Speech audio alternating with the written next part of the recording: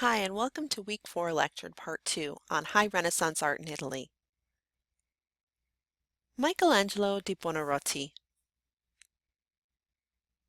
Considered by many to be the quintessential Renaissance artist, Michelangelo came from rather humble origins in Caprese. However, his talent, ambition, and claim to nobility brought him to fame and fortune in Florence and Rome. After coming to Florence, Michelangelo's family attempted to get him a traditional liberal arts education, but he was more interested in art. He reportedly visited or worked at a marble quarry as a youth, an event which is believed to have fed his love of sculpture. At 13, Michelangelo studied with eminent artist Ghirlandaio. On the Medici family's request for his best student, Ghirlandaio sent Michelangelo to live in the Medici household, where he studied sculpture in the Medici's humanist school. It must have been an artist's dream life, with access to finances, the Medici art collection, and frequent contact with humanist scholars of the day. This was a short-lived experience, ending with Lorenzo de' Medici's death in 1492. Michelangelo was 17 when he left the Medici household. He completed several sculptural commissions that are known, but some of those are lost to history. He moved around to Venice and Bologna, both also notable artistic cities, while Florence was in upheaval. Once the political situation subsided, he returned to the Medici household in Florence. He soon left for Rome at 21 to pursue commissions which were not forthcoming from the new non-Medici-led Florentine government. While in Rome, Michelangelo completed the Pietà for a French ambassador to the Vatican. Michelangelo's Pietà was carved of a single hand-chosen block of marble, a method which came to be a signature for the sculptor. It is rumored that the work was so well loved, and Michelangelo so proud of it, that he couldn't help but break into the room in which it was displayed at night to sign the piece along the Virgin's sash. And if you find a close-up of it, you can see his name. In Florence, Michelangelo was commissioned to create a sculpture for the Florence Cathedral. Yes, this is the same Florence Cathedral topped by a dome by Filippo Brunelleschi. This sculpture would depict the Old Testament hero King David. Upon seeing the finished project, though, the elders of Florence determined it would not be placed in the lofty upper reaches of the cathedral. Instead, David would dominate the Palazzo Vecchio, in front of the Palazzo della Signoria in Florence, which we've also seen. Not only was the anatomy perfect and the intensity of the figure remarkable, its appearance was classically Greek and antique with a contrapposto pose. The Florence elders saw this massive sculpture as a metaphor for the city. Florence liked to see itself as an underdog in its battles, like the young David pitted against Goliath. Pope Julius called Michelangelo to the Vatican to work on the sculptures for an enormous architectural tomb intended for the Pope himself. This project changed several times, much to Michelangelo's frustration. The Moses and the unfinished sculptures that you can see here are believed to be two of the intended sculptures. But this project was interrupted many times for other projects that Julius II lined up for Michelangelo. The one project that he would consider to be the bane of his existence, the Sistine Chapel ceiling, was one of those projects. In the early 16th century, the Sistine Chapel was already filled with many artworks by famous artists of the Quattrocento. Julius II commissioned Michelangelo to follow a simple composition of his choosing for the ceiling. But Michelangelo felt he had a better idea, and the Pope relented. The wide portion of the ceiling was divided up into 9 sections, which would be filled with scenes from Genesis. The spandrels at the entry and altar ends of the room, these are these triangular sections here. You can see here. These would depict other Old Testament stories. And the lunettes and spandrels along the sides of the walls, which you can see here. Right? He would paint Old Testament prophets and sibyls. You can see and read details of this project on pages 645 to 647, and some detail images as well. This huge undertaking only took the artist 4 years and is considered to be a marvel of chiaroscuro, color, and realistic human anatomy. It was admired for Michelangelo's simple, spare design, like in the creation of Adam, and his masterful fresco technique.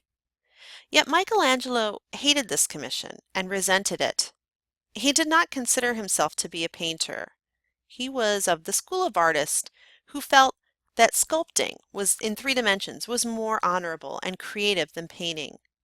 He complained constantly to friends about the pain he was in, standing with his neck strained and craned as he painted the ceiling. Michelangelo would have been even more unhappy if he had known that decades later he would have to come back and paint the back wall of the chapel. The Last Judgment will be discussed in the next week.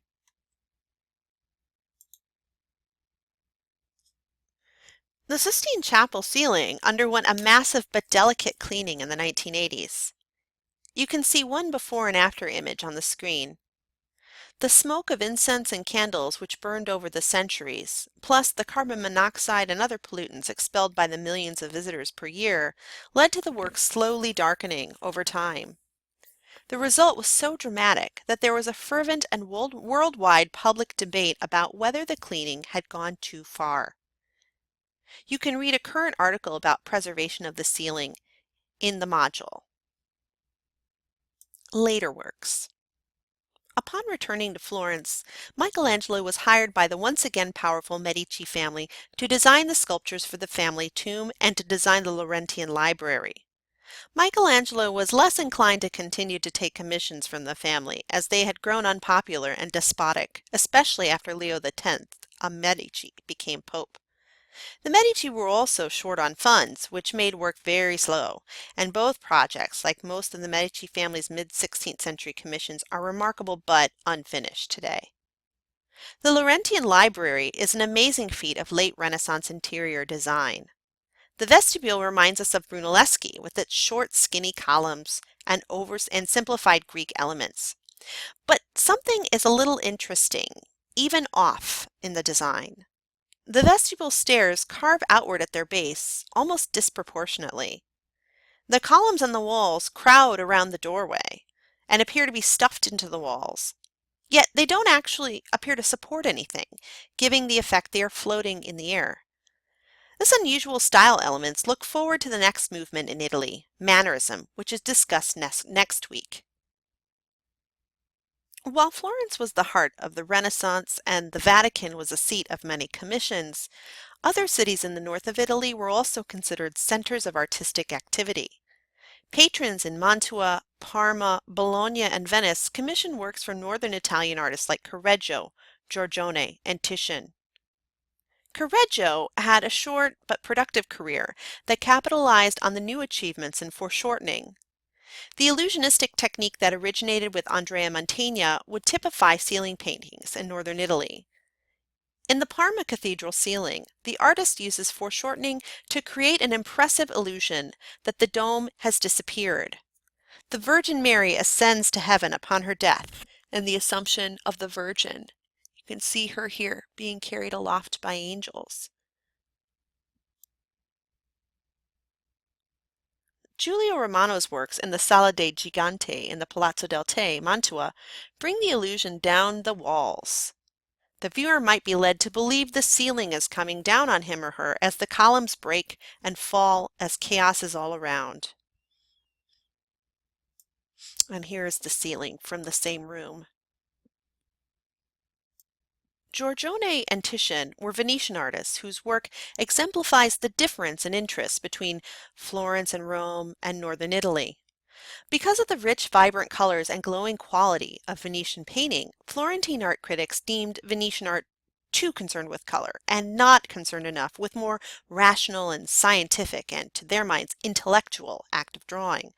In fact, color was very important to Venetian art, and Titian, Giorgione, and others were unapologetic for it. Even Florentine artists sometimes came to Venice to get their colors. The Venus of Urbino, one of the most famous artworks in the world, was of a type that was very popular in Venice. Patrons often commissioned images of beautiful women to gaze upon, giving them the title Venus. This allowed patrons to gaze at images of sleeping women voyeuristically, while feeling entitled to do so. Venus is the Roman goddess of, among other things, sexual love. It also allowed them to feel as if they were taking part in a humanistic intellectual pursuit of mythology. Giorgione's Sleeping Venus is more typical of these images, which displayed the nude sleeping in a wood. Titian's interpretation was somewhat different. The Venus of Urbino was wakeful and seemed to be looking longingly at the viewer. For centuries, it was assumed that the Venus of Urbino was a high-class courtesan or cortigiana. A cortigiana in Italian was not a symmetrical match to the term cortigiano, the male term, which meant something like a gentleman. A female cortigiana was a prostitute, one who was learned and intellectual, proficient in the arts, but whose job it was to entertain the male courtier or cortigiano, including having sex for money.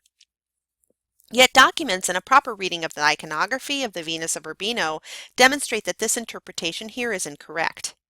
This painting was probably an imaginary nude portrait of a wife made for a husband.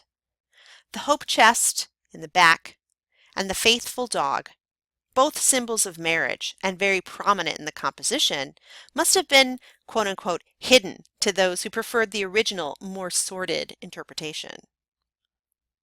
Northern Italy also produced some very successful female artists, including Sofonisba Anguissola and Lavinia Fontana. From the northern city of Cremona, Sofonisba Anguissola came from a family that encouraged their daughters to pursue studies and the arts.